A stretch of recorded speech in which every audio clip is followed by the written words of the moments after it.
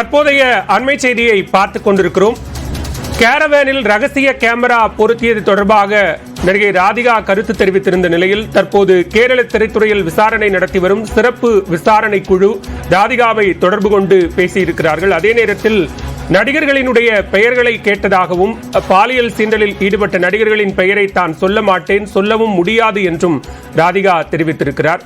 ராதிகாவினுடைய அந்த செய்தியாளர் சந்திப்பு காட்சிகளை தற்போது பார்க்கலாம். கமிட்டினா என்ன, இவ்வளவு அக்கிரமம் நடக்குதா தமிழ்ல? அப்படியெல்லாம் கிடையாது. தமிழ்ல அந்த அளவுக்கு நிறைய குறைஞ்சு போச்சு. ஏன்னா படிச்சவங்க வந்திருக்காங்க, அவங்க வந்து அவங்க பிஹேவியர் மாறி போச்சு, அவங்களுடைய ஆட்டிடியூட் மாறி போச்சு. எல்லாமே வெரி வெரி என்ன சொல்றது, ரொம்ப கான்பிடண்டா இருக்காங்க, ரொம்ப ஸ்மார்ட்டா இருக்காங்க, எல்லாரும் அந்த மாதிரி இருக்காங்க.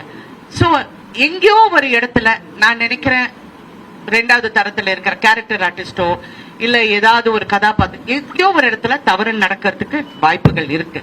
நான் சொல்றது ஒரே ஒரு விஷயம். நான் ஏன் இதை பத்தி பேசுறேன்னா, இன்னைக்கு ஏன் பேசுனேன்னா, ஏன் அதுக்கு முன்னாடி சொல்லன, அந்த இடத்துல நான் என்ன பண்ணுமோ நான் பண்ணிட்டேன். என்ன மோகன்லால் சாரே கேட்டாரு, ஐயோ இது என் செட்ல நடந்த சார், நான் பேர் சொல்ல விரும்பல, இது நீங்களோ வேற யாரோங்கிறது நான் சொல்ல. ஆனா பெரிய ஆளுங்கள் யாரும் அந்த செட்ல இல்ல. நான் நடந்து போகும்போது பாக்குறது, நான் பார்த்தோன்னே I knew it was a wrong video.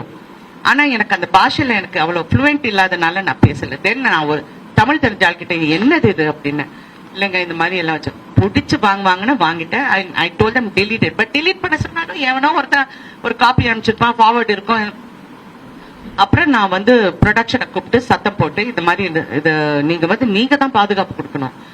இதெல்லாம் கேரவன்ஸ் வந்து ஹீரோவோட கண்ட்ரோல் கிடையாது. இல்லைன்னா சும்மா அவர் மேல போடணும் இவர் மேல போடணும், இங்க சென்சேஷனலைஸ் பண்றதுக்காக இல்ல. ஹேமா கமிட்டியில இந்த மாதிரி எல்லாம் பாதுகாப்பு வேண்டும் அப்படின்னு அங்க சொல்லியிருக்காங்க. இந்த மாதிரி ஃபெயிலிங்ஸ் இருக்கு, அதை கரெக்ட் பண்றதுக்கு இதுவும் ஒரு இடம். இந்த இடத்தையும் நீங்க கரெக்ட் பண்ணுங்கிறதுக்காக தான் நான் இந்த விஷயத்தையே பேசினேன். அண்ட் என் லைஃப்ல இது வரைக்கும் எந்த பிரச்சனை வந்தாலும் நான் ஃபேஸ் பண்ணிருக்கேன். நான் தனியா தான் ஃபேஸ் பண்ணிருக்கேன். பெரிய சண்டை நடக்கும், அங்க ஹீரோவும் இருப்பாங்க. சில ஹீரோ வந்து என்னமா என்ன ப்ராப்ளம் கேட்பாங்க, சில ஹீரோஸ் கண்டுக்காத மாதிரி அந்த பக்கம் போயிடுவாங்க. So we have learned to survive on our own. Women, நாங்க பெண்கள் வந்து பிறவியிலேயே ரொம்ப ஸ்ட்ராங் ஆனவங்க. எங்களுக்கு எல்லாமே நம்மால செய்ய முடியும். ஆனா எங்கேயோ ஒரு மார்க்கெட்டிங் ஸ்ட்ராட்டஜில எங்களை பின்னாடி தள்ளிட்டாங்க. இன்ன வரைக்கும் நாங்க வந்து அதை போராடிக்கிட்டே இருக்கோம். That's it.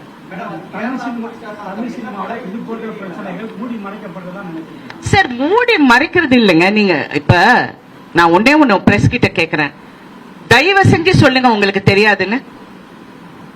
உங்களுக்கு தெரியாதுன்னு சொல்லுங்க. எவனோ உட்கார்ந்துகிட்டு பக்கத்துல இருந்து பார்த்தவன் மாதிரி பேசுறாங்க. உங்களுக்கு தெரியாதுன்னு சொல்லுங்க.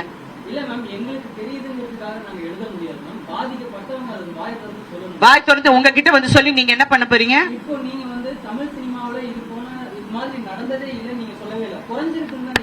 டெஃபினட்டா நான் 80ஸ்ல இருந்து நான் பாக்குறேங்க.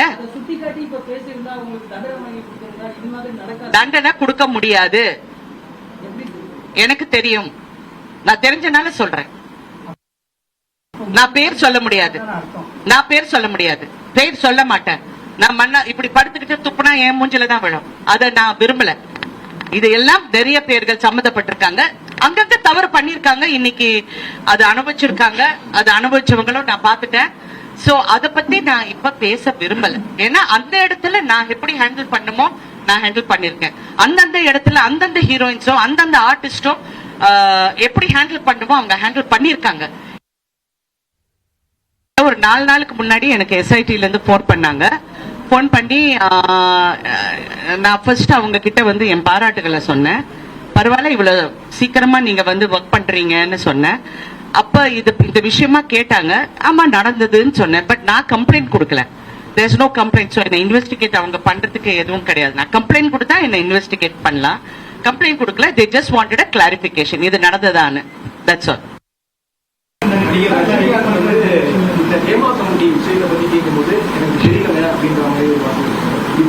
தெரியலன்னா அவருக்கு தெரியலதான். அவர் தெரிஞ்சா அவர் சொல்லுவாரு. சார் நான் உடனே இதுலயும் ஒரே ஒரு விஷயம் நான் சொல்ல ஆசைப்படுறேன். உங்களுடைய மௌனம் தப்பாக தெரியும். உங்களுடைய மௌனம், நீங்க வந்து இது எதுக்கு சொல்லணும், இது சொன்னா இது நான் என்ன பதில் சொல்லணும், ஒன்னும் சொல்ல வேண்டாம். நான் இந்த பெண்களுக்கு பாதுகாப்பு கொடுக்கறதுக்காக எல்லாரோடையும் உட்கார்ந்து நான் சரியாக செயல்படுவேன். ஒரு வார்த்தை சொன்னா அந்த பாதிக்கப்பட்ட பெண்களுக்கு வந்து ஒரு சகோதரியா இருக்கலாங்க, தெரியாத மூஞ்சியா இருக்கலாம், but she is a woman. உங்க ஃப்ரெட்டர்னிட்டியில இருக்கிற பெண். அவங்க பெரிய நடிகைகள்ல யார் யார் பாதிக்கப்பட்டிருக்காங்கன்னா ஒவ்வொரு கதாநாயகனுக்கு தெரியும், ஒவ்வொரு ஆர்டிஸ்டுக்கும் தெரியும், ஒவ்வொரு டைரக்டருக்கு தெரியும். தெரியலன்னு இல்ல, அவங்க வந்து ஒரு வார்த்தை அந்த பெண் பாதிக்கப்பட்ட பெண்ணுக்கு சொன்னா உண்மையிலே சந்தோஷமாக இருக்கும்.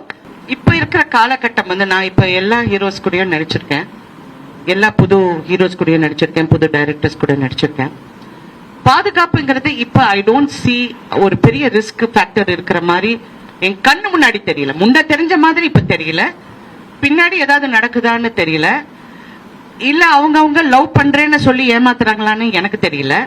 ஏன்னா இது வேற மாடல் இப்ப, சரிங்களா? அதனால எனக்கு அது அவ்வளோ என் கண்ணுக்கு வரல. பாதுகாப்பு கொடுக்க வேண்டியது இந்த மாதிரி டான்சர்ஸுக்கு, அடுத்த ஆர்டிஸ்டுங்களுக்கு, செகண்ட் கிரேட் ஆர்டிஸ்டுக்கு. அது கிரேடுன்னு சொன்னா இன்னொரு கேரக்டர் பண்றவங்க. இப்ப ஹீரோயின்னா எல்லாரும் விழுந்தடிச்சு எங்களை கவனிப்பாங்க. அடுத்த கேரக்டர் ஆர்டிஸ்டா அவங்கள வந்து பாதுகாக்க வேண்டியது ப்ரொடியூசர். இது நான் ப்ரொடியூசர் கவுன்சிலே சொல்லியிருக்கேன். நீங்க வந்து இவங்களுக்கு வந்து ஒரு டாய்லெட்டோ, சேஞ்சிங் ஃபெசிலிட்டிஸோ, கேரவான்ஸ் வந்து ப்ரொடெக்டடா இருக்கும், இதெல்லாம் பார்க்க வேண்டியது ப்ரொடக்ஷன். சோ அங்க ஏதாவது ஒரு தவறு நடந்தா அந்த பெண்ணுக்கு நம்ம அவேர்னஸ் கொடுக்கணும். நீ இங்க வா, இங்க வந்து பதில், இங்க வந்து சொல்லு. ஏன்னா இது 5 வருஷத்துக்கு அப்புறம் சொன்னோம், 10 வருஷம், இது ஆம்பளைங்க கேட்கிற ஒரு காமனான கேள்வி. ஒரு பெண்ணோட மனநிலை யாருக்குங்க தெரியும்? அந்த 5 வருஷத்துல எவ்வளவு வேதனை அனுபவிச்சிருக்காங்க, வேலை இல்லாம கஷ்டப்பட்டு இருக்காங்க, குடும்பத்தை பாத்துக்கணும், குழந்தைய பாத்துக்கணும், எவ்வளவு விஷயத்த சுமந்துகிட்டு இருக்காங்க. எல்லா பெண்களும் ஒரு துறையிலையும் நான் சொல்றேன், ஒரு துறையில அது யாரா இருக்கட்டும், ஒரு சமைக்கிற பொம்பளையா இருக்கட்டும், இல்லாட்டி பெரிய ஷெஃபா இருக்கட்டும், ஒரு பெரிய ஐடி கம்பெனியில இருக்கிறவங்களா இருக்கட்டும், அவங்க எல்லாம் படுறவங்களுக்கு ஐடி கம்பெனியில you have a HR department.